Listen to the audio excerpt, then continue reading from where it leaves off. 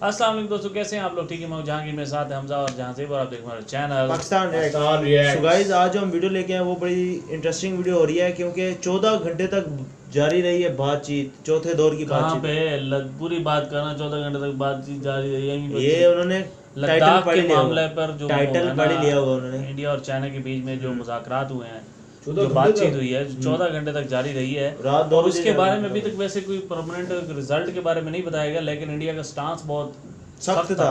तो चलते हैं, अभी वीडियो देखते हैं, फिर इस पर बात करते हैं। तो लेट्स स्टार्ट। भारत तक की वीडियो है। पूर्वी भारत।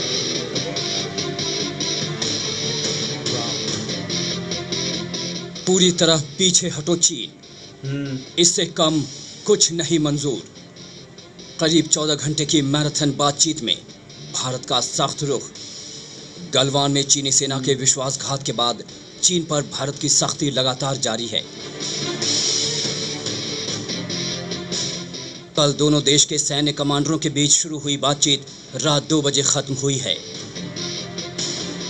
सूत्रों के मुताबिक बातचीत 14 घंटे से भी ज्यादा समय तक चली। बातचीत में एलएसी के पेंगोंग सो और देपसोंग समेत सभी तनाव वाले मोर्चों से सेना पीछे हटाने के तरीकों पर बात हुई।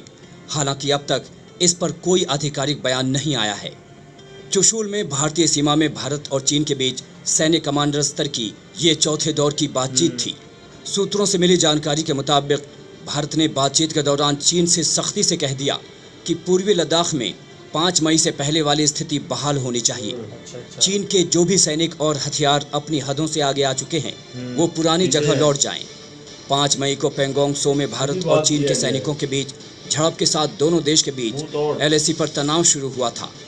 बातचीत में भारत का नेतृत्व लेह स्थित 14 core commander lieutenant general Harinder Singh कर रहे थे, जबकि चीन की तरफ से साउथ जिंगजियांग मिलिट्री रीजन के कमांडर मौजूद रहे।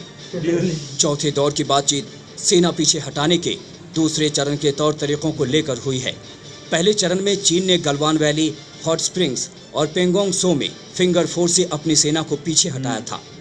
भारत और चीन के बीच तनाव 15 जून की रात चरम पर पहुंच गया था, जब गलवान वैली में चीनी सेना ने धोखा से भारतीय जवानों पर हमला बोला था।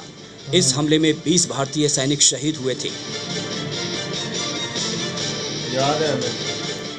चीन के भी 40 से ज्यादा जवान मारे गए, लेकिन चीन ने इसे स्वीकार नहीं किया।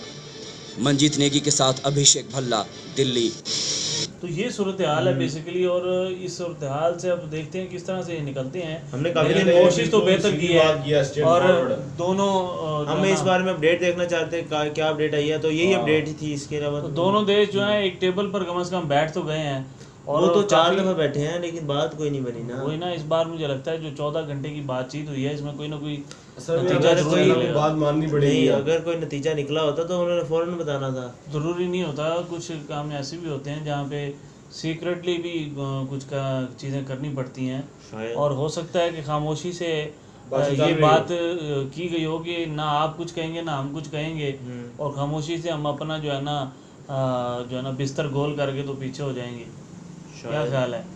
तो हो सकता है कोई इस तरह की प्लानिंग हो, उसके बाद ही हो। जब 2-4 दिन गुजरेंगे तो हमें पता लगेगा, रिपोर्ट आएगी, लो जी वो पीछे चले गए, 2 किलोमीटर पीछे चले गए हैं, और ये मतलब आर्मी तरह पीछे पीछे हो गई है। हाँ, अब मज़ीद ये भी हो सकता है कि अभी उनका जो है ना जिसे कहते हैं कि